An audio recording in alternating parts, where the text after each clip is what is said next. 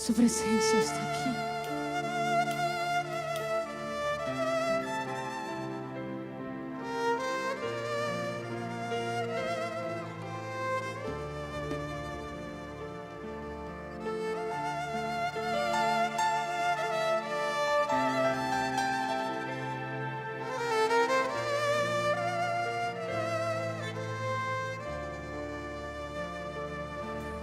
Recibe toda la gloria, Cordero y León,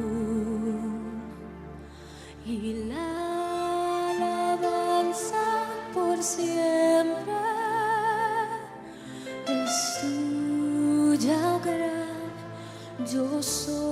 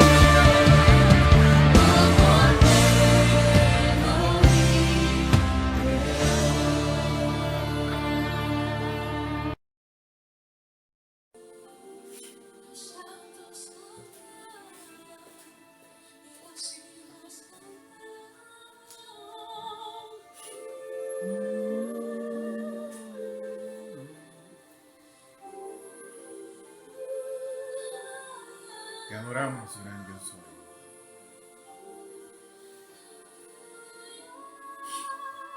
Te adoramos.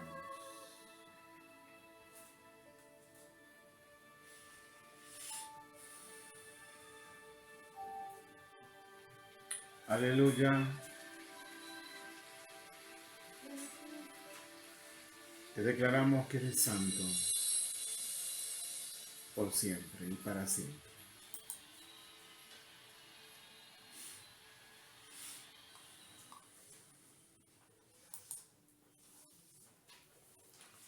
Bienvenidos, benditos sean los que están ahí en el video, en el YouTube, participando de esta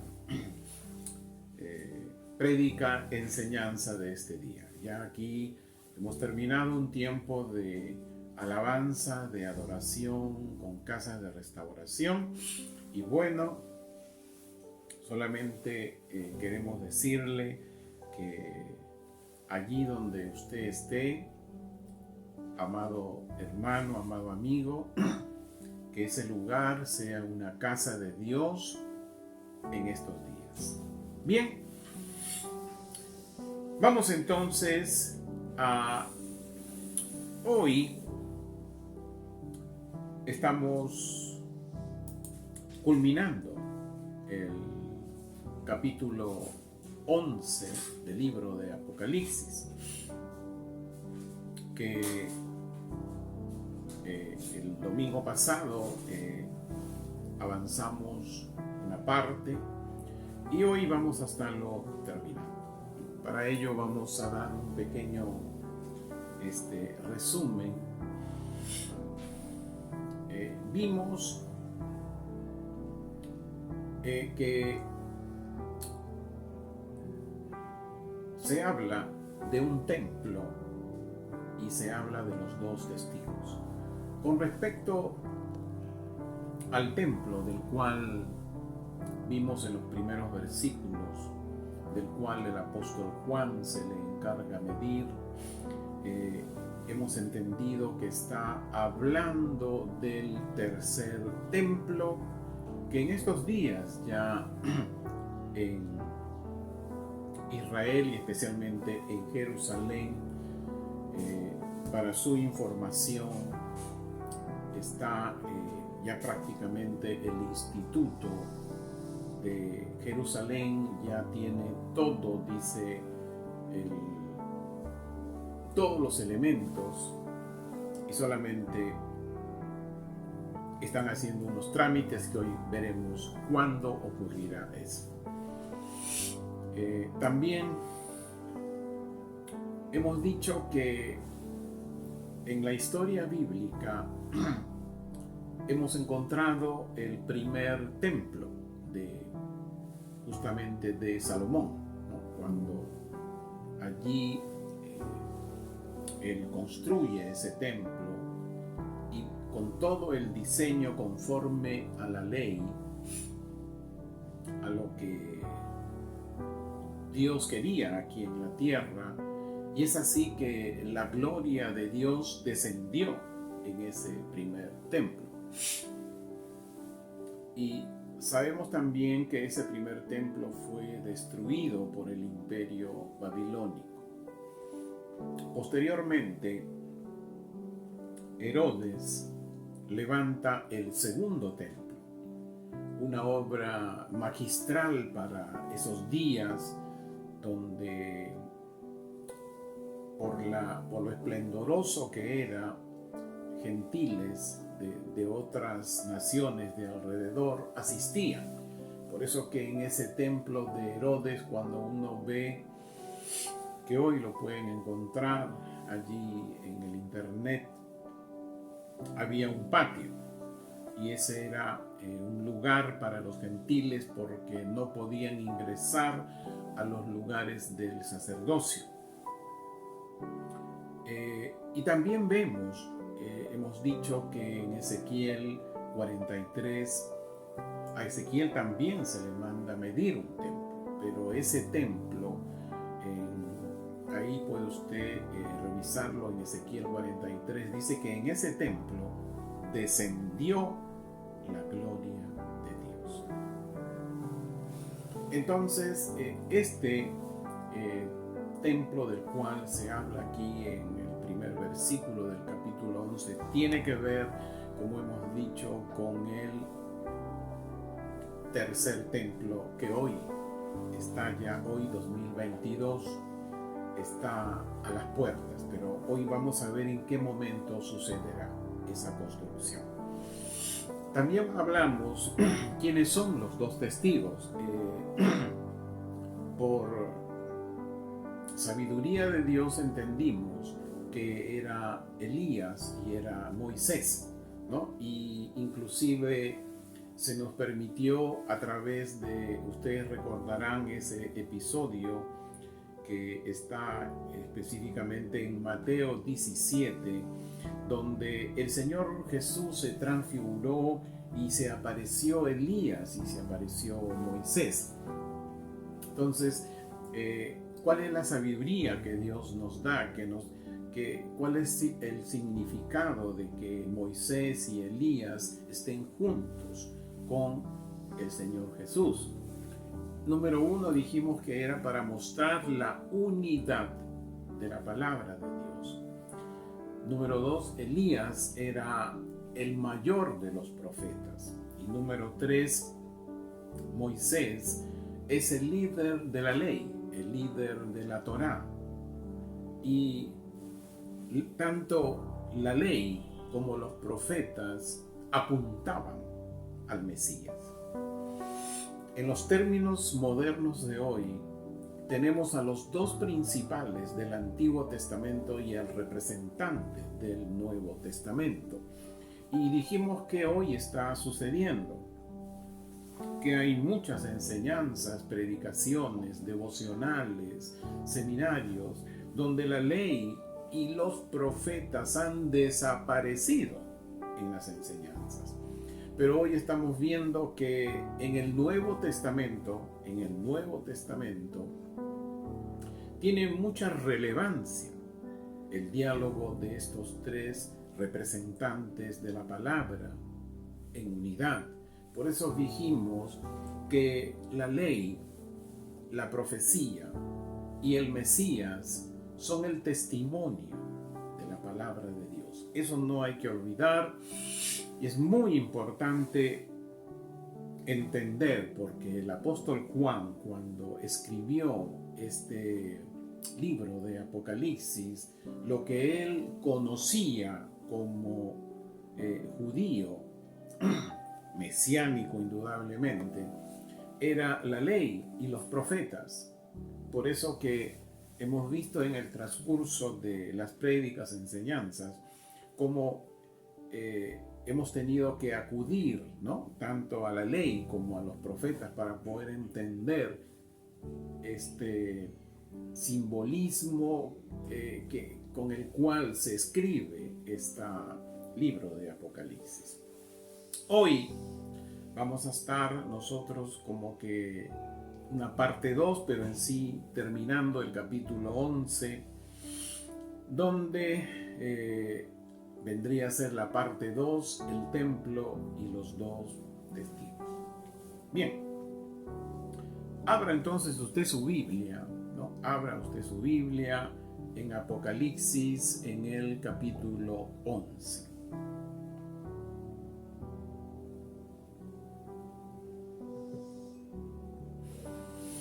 Y vamos a leer, y también vamos a ir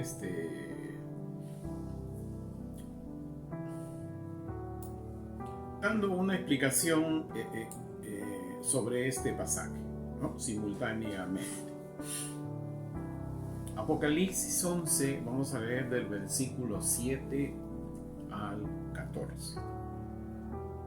Dice: cuando hayan concluido su testimonio, la bestia salvaje que sube del abismo profundo hará guerra contra ellos y los vencerá.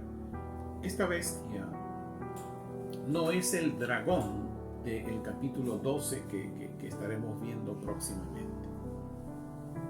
Dice: y sus cadáveres yacerán en la amplia calle de la gran ciudad. Aquí importante porque otras versiones dice en la amplia plaza de la gran ciudad. Pero cuando en la versión de cita que uso, en su versión, pueda que esté en paréntesis, pero en la mía está en paréntesis, dice, la cual espiritualmente se llama, o sea, esa plaza, esa gran ciudad, dice que espiritualmente, no física ni territorialmente, dice que se le llamaba Sodoma y Egipto, donde, aquí viene, también fue crucificado su Señor. Indudablemente que está hablando de Jerusalén. Es indudable que el caos o el alto nivel caótico que había en Jerusalén, ¿no? Por esa denominación que se le da de Sodoma y Egipto, ya usted se imagina, ¿no? Había sodomía y Egipto, es decir, ya usted, no la Egipto física, sino lo que hoy representa Egipto, o sea, había muchas personas faraónicas, ¿no? Y no solamente allí, sino esto también en todo el mundo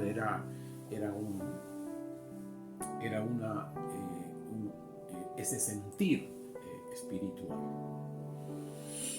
Dice, versículo 9, y sus cadáveres serán contemplados por pueblos, linajes, naciones y lenguas durante 3 días y medio. Eso habla, indudablemente, no es que las personas concurrirán a Jerusalén para ver. Usted sabe que hoy el Internet es un medio que nos permite llegar a los confines de la tierra, nos permite llegar a lugares que físicamente no se puede llegar, pero virtualmente se puede llegar. Y eso es lo que ocurrirá en esos días. Dice, y no permitirán que sus cadáveres sean sepultados, es decir, serán expuestos en la plaza de Jerusalén o en esa calle, ¿no? En el 11. No, versículo 10. Y aquí viene algo importante que quisiera que fíjese usted lo caótico, prácticamente el extremo moral, la corrupción caótica que se había manifestado en Jerusalén y en toda la tierra. Miren lo que dice aquí, versículo 10. Y los habitantes de la tierra se regocijarán, o sea, se iban a alegrar a causa de ellos, a causa de su muerte. Dice que se alegrarán y se enviarán regalos unos a otros. Impresionante cómo iba a haber una alegría por la muerte de esos profetas.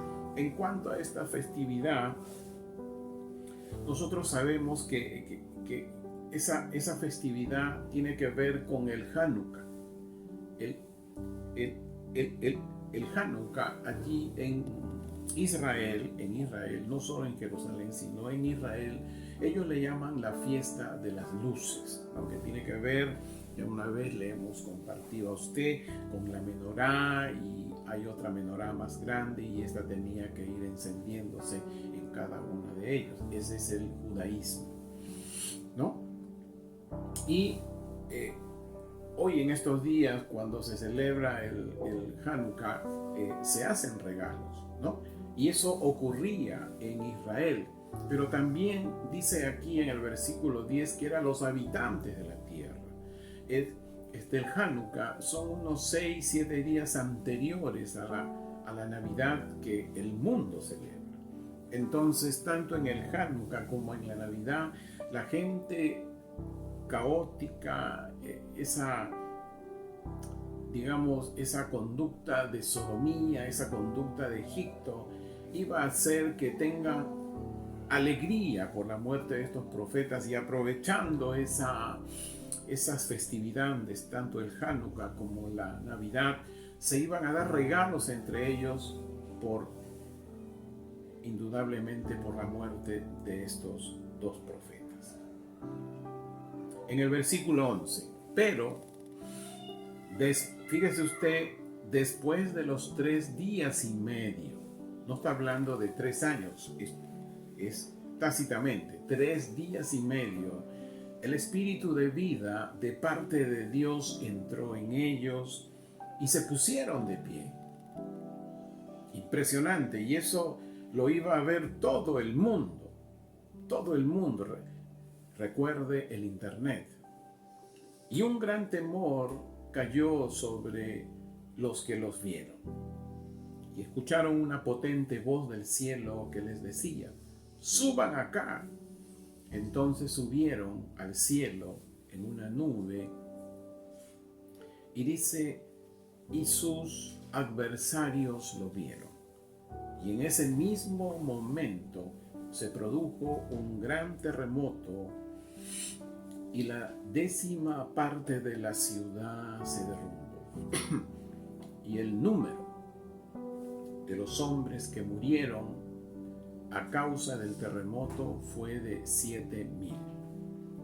Pero los que sobrevivieron, llenos de terror, dieron gloria a Dios. Ha pasado el segundo ay, he aquí el tercer ay viene pronto. Es indudable que la labor profética de estos dos profetas del Altísimo, su mensaje era advertir y traer condenación, ¿sí? Advertir y condenación. Ya no había arrepentimiento, misericordia, no, ya las personas, la humanidad de este tiempo futuro, muy próximo, eran advertidos por estos dos profetas y la condenación que venía en este séptima trompeta, y sobre todo a cierto grupo de Israel, sobre todo a los rebeldes. Quisiera que recuerden ustedes, ojalá los hermanos y amigos del YouTube puedan haberlo visto, si no, recurran ahí al canal del ministerio. Y quisiera, Casa de Restauración, que recuerden cuando dijimos que en Israel no todos son israelitas, ¿no? ¿Qué es un israelita? Es alguien que desciende de las tribus de Jacob. Y israelitas son aquellos que cuando se estableció la nación de Israel, pues ahí habían musulmanes, ahí habían católicos, ahí había lo que católicos soy, y ahí habían también otra etnia. Entonces a eso se les llama israelíes. Pero en el tema de quiénes eran los adversarios que estaban ahí en Jerusalén, recuerde usted que en Jerusalén hay ciertos personajes que se visten con sombrero, con trencitas, van de negro, o a veces van y están ahí en el muro de los lamentos dando inclinaciones. Ya ese es otro tema que sería muy amplio poder explicarles, pero un hijo de Dios no debe hacer eso, no debe hacer eso. Creo lo explicamos también el porqué en ese video que ustedes pueden verlo nuevamente para refrescar estos acontecimientos. Entonces, ese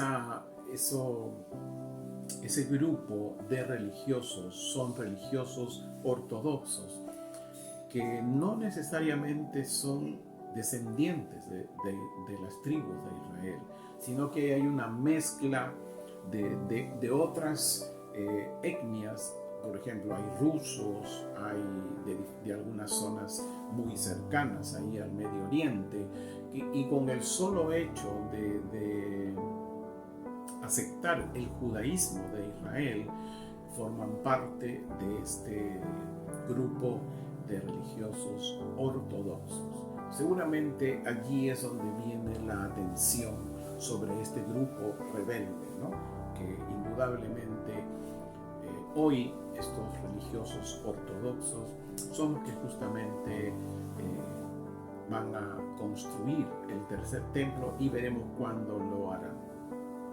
Era indudable que no aceptaban ellos el mensaje de estos dos profetas porque no querían escuchar su mal comportamiento. Es indudable, y es aquí donde también no solamente tomando este escenario, hoy 2022 y en adelante, las personas no van a querer escuchar la verdad cuando se reprende su estilo de vida o cuando se les quiere privar de algo que quieren. Esas son las dos características que se van a afirmar en las personas faraónicas. No van a aceptar los mensajes proféticos porque no quieren que les reprendan el estilo de vida que hoy llevan, ni mucho menos quiere que se les prive de algo que quieren. Entonces, eso conlleva indudablemente a una raíz faraónica, a lo que hemos dicho, insensatez, a dureza de corazón. Pero a pesar de ello, estos dos profetas tenían que cumplir su misión con un odio caótico en esos días. Pero mire usted algo, ellos vinieron y dice que profetizaron 1260 días. Los adversarios de esos momentos no podían matarlos porque ellos tenían que profetizar 1260 días. Por eso dice que ellos arrojaban fuego y lanzaban plagas. Indudablemente se puede entender que cuando querían reaccionar, ellos tenían que por 1260 días profetizar, ¿no? Y no tenían pues que tocarlos, y ellos tenían esa sobrenaturalidad de desatar fuego y de desatar plagas. Es indudable que ellos estaban profetizando sobre los pecados de la humanidad de ese momento, es decir, la sodomía y Egipto, es decir, sabe Dios cómo, usted sabe cómo fue Sodoma, así será ese nivel y de repente mucho más, y Egipto, o sea, tendrán mucha insensatez, mucha dureza de corazón. Es más, todos se preguntarán por qué Dios eligió Jerusalén, por qué Dios eligió enviar a los dos testigos allí, por qué no fue en otra ciudad o en algún evento. No, hermano amado, lo que sucede es que Dios envía a los dos testigos ahí a Jerusalén porque Él quería mantener un sector de la gente para que quede para el milenio. Escuche bien, para el milenio. Después de haber ya tocado estos primeros versículos, vamos a la séptima trompeta. La séptima trompeta. Es algo así como cuando en el capítulo 6 de Apocalipsis, en el versículo 12, hay todo un resumen de lo que va a ocurrir, ¿no? en el gran juicio de Dios. Aquí, en esta séptima trompeta, vamos a ver ya como que la última llamada, no es última llamada, sino vamos a ver cómo Dios termina con la maldad. Vamos entonces a Apocalipsis 11, del versículo 15 al 19. tenga lista su lapicera, sus notas, porque vamos aquí a recurrir a algunos versículos del Antiguo y también del Nuevo Testamento. Apocalipsis 11 del 15 al 19. Dice: el séptimo ángel tocó la trompeta y surgieron voces y truenos que decían: el reino del mundo ha llegado a ser de nuestro Señor y de su Cristo. Muy importante esta parte. No está diciendo de nuestro Señor Cristo. Está diciendo de nuestro Señor y de su Cristo y de su Mesías. ¿Quién es el Señor? Dios. ¿Quién es el Mesías? Jesús. O sea, de los dos va a llegar. Y dice: y Él reinará por siempre y para siempre. Después los 24 ancianos que estaban sentados en sus tronos ante el trono de Dios se postraron sobre sus rostros y adoraron a Dios, diciendo: te damos las gracias, oh Señor Dios, el Todopoderoso, el que eres y el que eras, por cuanto has tomado tu gran poder y has reinado. Las naciones se han enfurecido y tu ira ha llegado. Y escuche bien: y el tiempo de juzgar a los muertos y de dar recompensa a tus siervos, a los profetas, a los santos y a los que tienen temor de tu nombre, a los pequeños y a los grandes. No hay pequeños ni grandes, solo hay hijos de Dios. Y de destruir a los que destruyen la tierra. Entonces fue abierto el templo de Dios en el cielo, y el arca de su pacto se hizo visible en su templo. Y se produjeron relámpagos, truenos, ruidos, un terremoto y una fuerte granizada. No piense que hay un quinto templo. Es una figura de lo que Juan veía allí en el cielo, ¿no? Recuerde que el cielo es como un templo, ¿no? Es como así como cuando Moisés, ¿no?, subió al monte Sinaí a fin de que Dios le mostrara, ¿no? Dios le mostrara que todo lo que veía él, lo que Dios le mostraba, tenía que hacerlo en la tierra, ¿no? Entonces no es que en el cielo hay una construcción, no es que hay un arca de pacto, no, nosotros sabemos que el templo es Dios y sabemos que el arca del pacto es su presencia. Eso es lo que quiere decir aquí. Vamos entonces a ir tratando algunas partes. Aquí habla de un reino futuro, ¿no? El reino del mundo ha llegado a ser de nuestro Señor y de su Mesías. Aleluya por ello. Para ello vamos a recurrir a dos pasajes. Dios me permita poderles en algún momento enseñar el libro de Daniel. Son 12 capítulos. Pero aquí vamos a tocar unos pasajes del capítulo 2, Daniel 2, del versículo 43 al 45.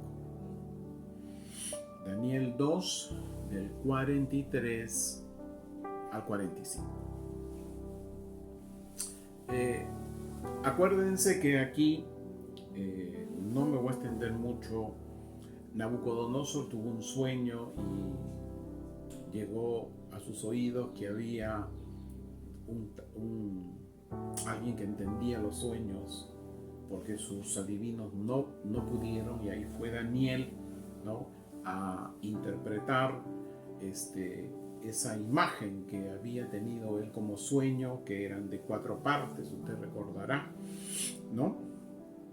Y lo que aquí vamos a hablar un poco más es de del cuarto reino, ¿no? En este cuarto reino, muchos famosos respetables han pensado que el cuarto reino era Roma. No puede ser Roma, y lo voy a simplificar de esta manera. Roma no conquistó Babilonia, no conquistó a los medio persas y no conquistó Grecia. Entonces no puede ser Roma el cuarto reino. Pero así enseñan, hay predicaciones, hay enseñanzas, en los seminarios bíblicos enseñan así, lo cual indudablemente es un error. Ya hemos dicho que el cuarto reino tiene que ver con un poder religioso musulmán. Ese es el cuarto reino. Y creo que les dije que algunas estadísticas cuando estábamos hablando sobre Gog y Magog. También vea un poco usted esos videos que por cada 10 niños que nacían, o cada 10 personas que hay en Europa, mire usted, 8 son musulmanes. Y estos indudablemente también han venido extendiéndose aquí en América, Sudamérica, ¿no? En Tacna hay una sinagoga, hay sinagogas que se levantan así en casas o en lugares. Hay musulmanes aquí en la nación del Perú también. La cantidad, bueno, sería un tema de recurrir a otras informaciones. Entonces aquí en Daniel 2, del 43 al 45, nos está hablando del cuarto reino. Y dice, miren, respecto al hierro mezclado con el barro común que viste, así se mezclarán, por medio de descendencia humana. Pero no se unirán unos con otros, como el hierro no se une con el barro. Eso lo vemos hoy en el Medio Oriente. Están juntos, pero no, como diría, no están revueltos, ¿no? Pero lleva esa misma religión musulmana. Y yo ya les hablé en quién fue Mahoma, eso vea en el video anterior, ahí me amplié un poco. 44, dice, y en los días de esos reyes, el Dios del cielo establecerá un reino eterno que jamás será destruido. No está hablando de Jesús coronado. Y el reino no va a ser dejado a otro pueblo, sino que desmenuzará y destruirá a todos estos reinos, y él permanecerá para siempre. Tal como viste que del monte fue cortada la piedra sin intervención de manos, y que desmenuzó el hierro, el bronce, el barro, la plata y el oro, el gran Dios te ha dado a conocer lo que acontecerá en los últimos días. El sueño es verdadero y fiel su interpretación. Bien, aquí nos está hablando del reino futuro. Cuando usted recuerda en Mateo 6 la oración enseñanza, cuando dice Padre nuestro que estás en los cielos, santificado sea tu nombre, que dice venga tu reino. Hágase tu voluntad como en el cielo, así también en la tierra. Aquí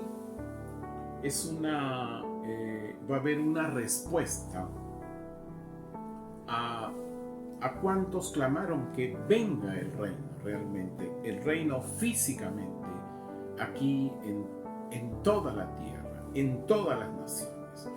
Y eso indudablemente se va a cumplir cuando Jesús sea coronado y Él descienda, como dicen los profetas, allí en el monte de los olivos.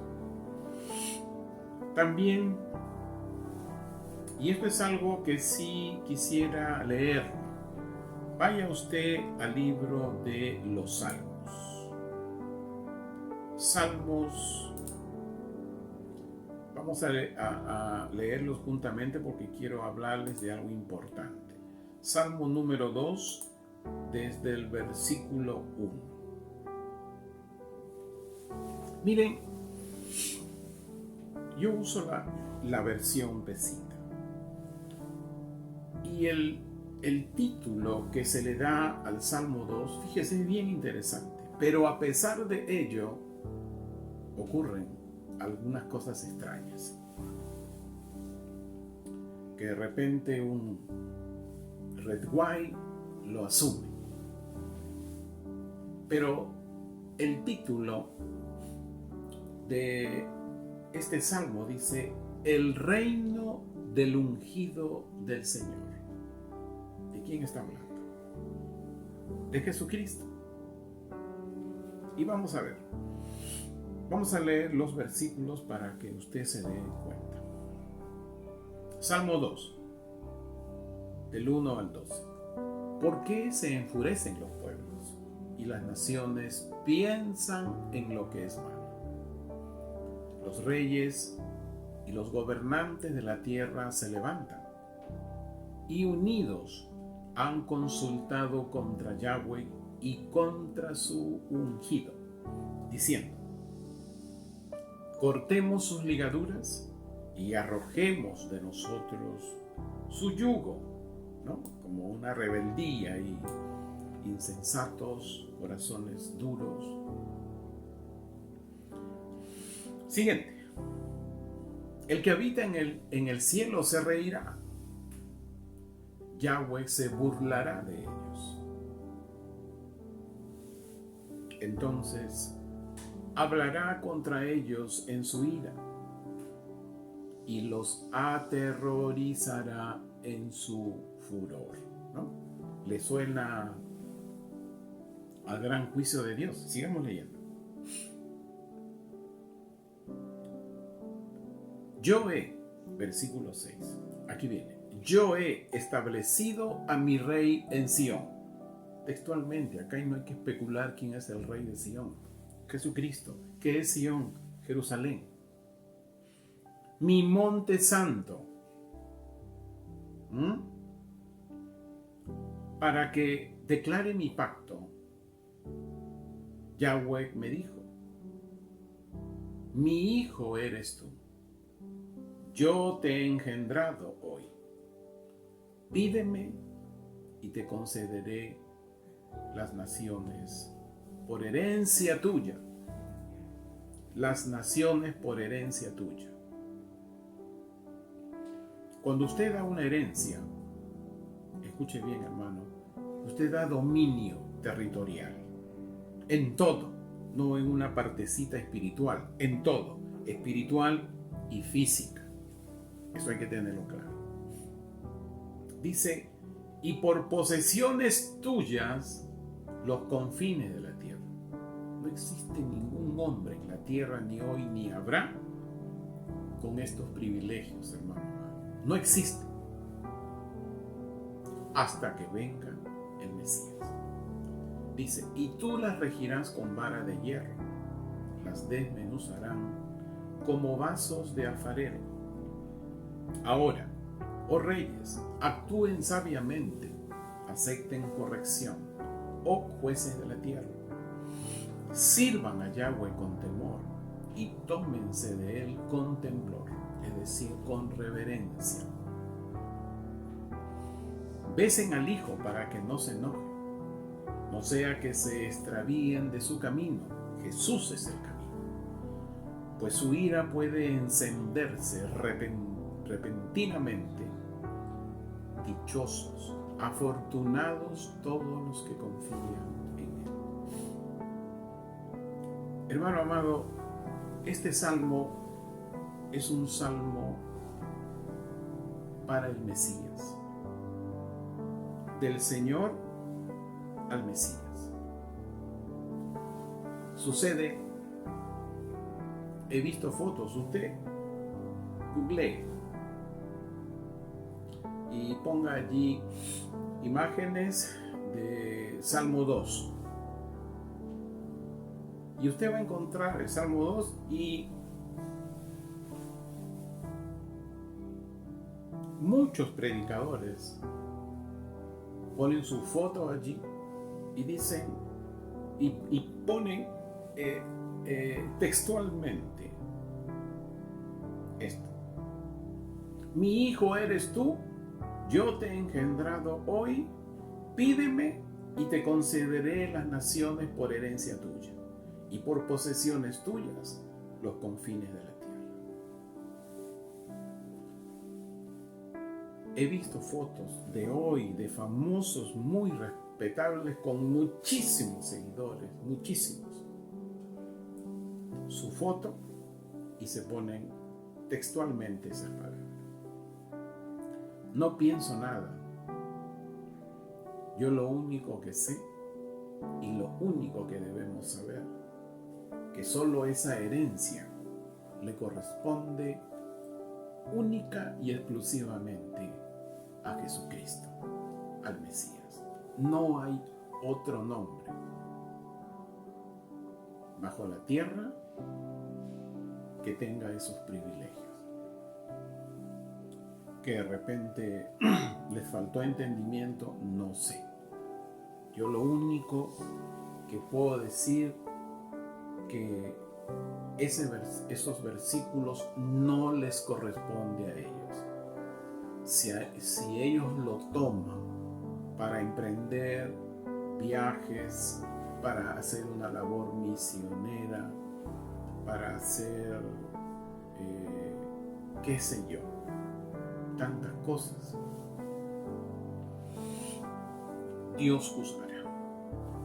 Bien, eso quería compartirles porque es bueno que ustedes sepan. Ahora vamos a ver unos temas ya rápidamente. Hay un contraste entre el séptimo sello y la séptima trompeta. Usted recordará que en el séptimo sello, ahí en el capítulo 8, hubo un silencio en el cielo, dice, por media hora, ¿no? Por media hora. Cuando y después aparece un ángel.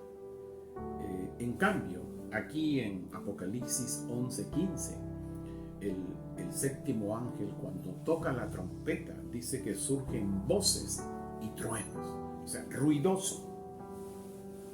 Y es que esta séptima trompeta eran los juicios finales de Dios para que la maldad termine y el Mesías sea coronado. Y eso lo veremos en el capítulo 11. Punto número 2, si usted quiere ponerle. Las naciones estarán bajo un nuevo liderazgo. En el versículo 15 vemos que dice: Él reinará por siempre y para siempre. Y aquí vamos, hermanos amados. Hoy hay oraciones para que las cosas cambien. Hay oraciones para que el mundo, se hacen vigilias, se hacen caminatas, se hacen ayunos, a fin de que las cosas en el mundo cambien o en su nación cambien. Pero quiero decirte, amado hermano, que los gobernantes actuales de todas las naciones tienen una influencia de Satán, del adversario, y van a seguir en grandes maldades. Este mundo de hoy cada día camina a una ascendente corrupción. no va a bajar, ascendente, corrupción. Va a una situación caótica en todas las áreas de nuestra sociedad. Y los efectos, indudablemente, se van a seguir viendo y va a haber mucho sufrimiento. ¿Por qué? Porque el egoísmo y la codicia desmesurada va a ir ascendiendo, pero primeramente se va a sumar, después multiplicar y después geométricamente.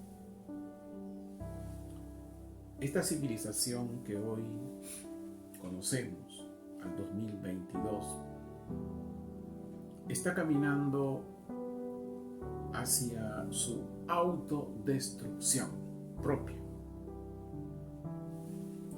Por eso el gran juicio de Dios es inminente, es inminente. Punto C o número 3, como usted quiera llamarlo. Acá hay una respuesta de la oración que el Mesías enseñó. En el versículo 17, de capítulo 11, dice: has tomado tu gran poder y has reinado. Como dijimos hace un momento,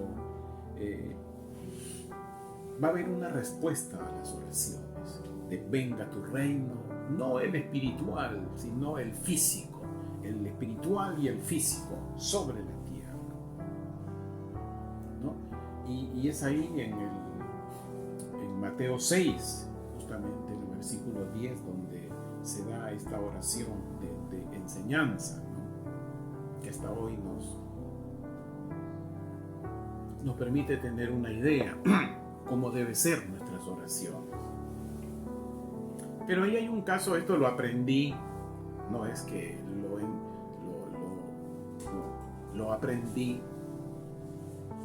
Cuando uno dice, mire usted, el pan nuestro de cada día, dánoslo hoy, así está en la mayoría de las versiones, por no decir en todas.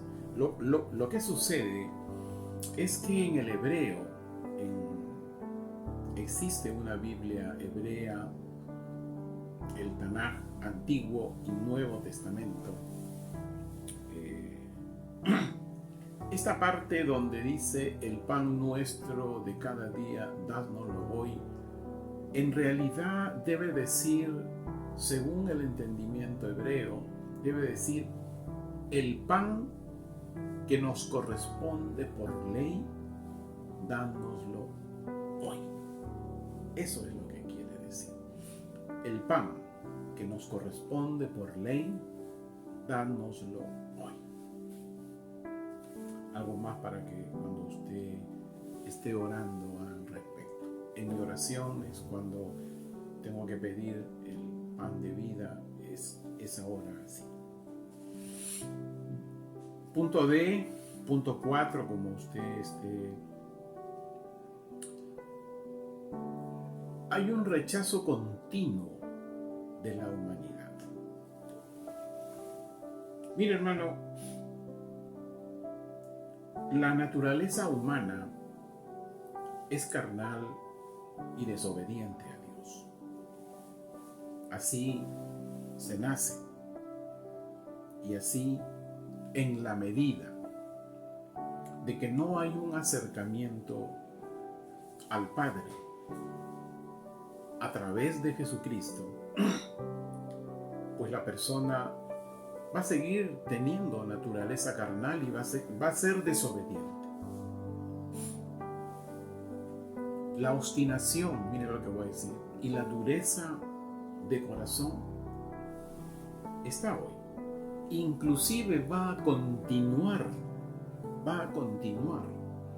hasta el gran juicio de Dios. Recuerda ese pasaje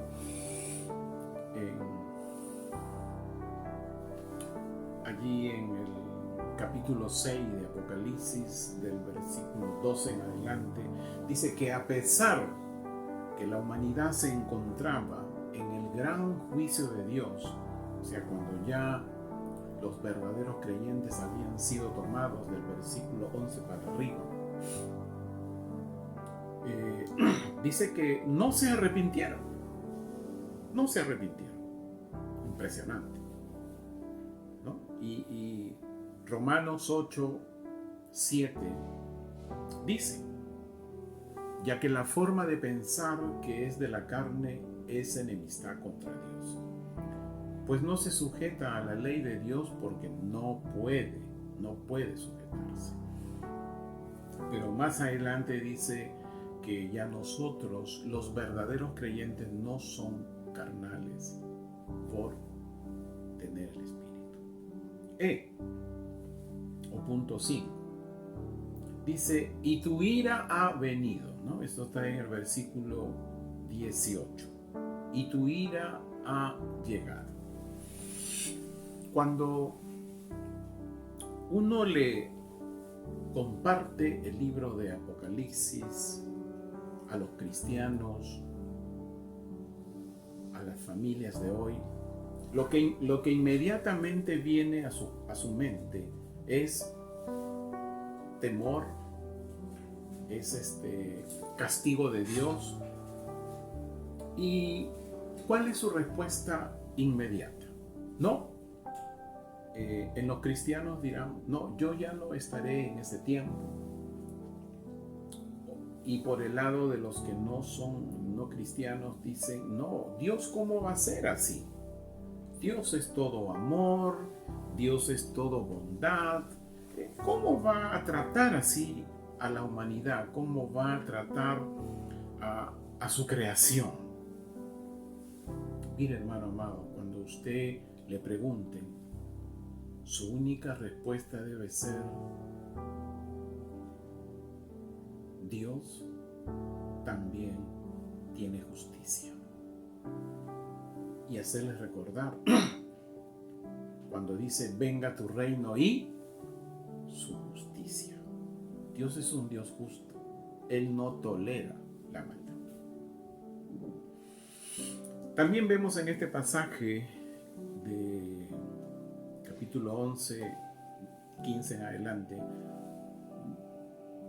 en el versículo 18, tiempo de juzgar a los muertos.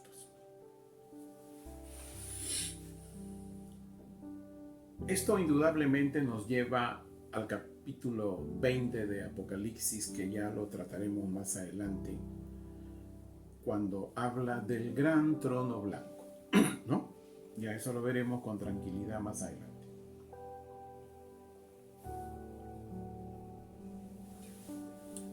El derramamiento final de la ira de Dios incluye también el juicio a los muertos, fíjese usted, a los que murieron en el Antiguo Testamento,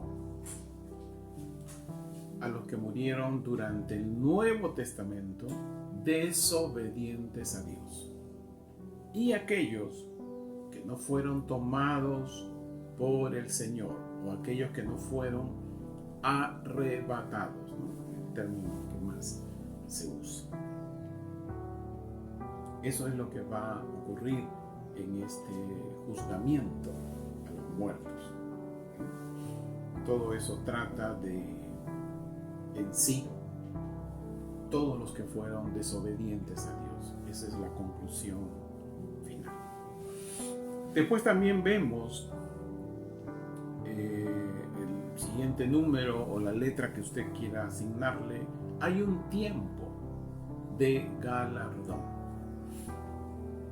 En el versículo 18 dice: dar recompensa a tus siervos, a los profetas, a los santos y a los que tienen temor de tu nombre.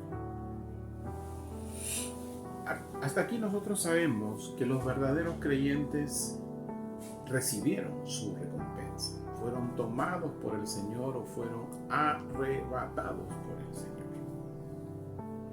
Y eso lo vemos en el capítulo 4 del libro de Apocalipsis, cuando los ancianos son coronados. Ya hemos dicho quiénes son los ancianos, ¿no?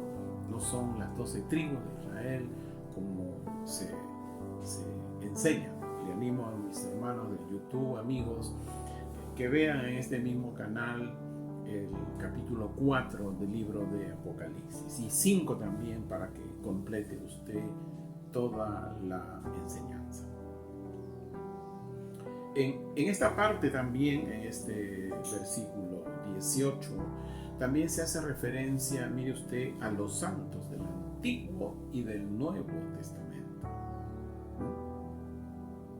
Y a los santos de la gran tribulación, quienes van a recibir su recompensa escuche bien, al iniciarse el reino milenial.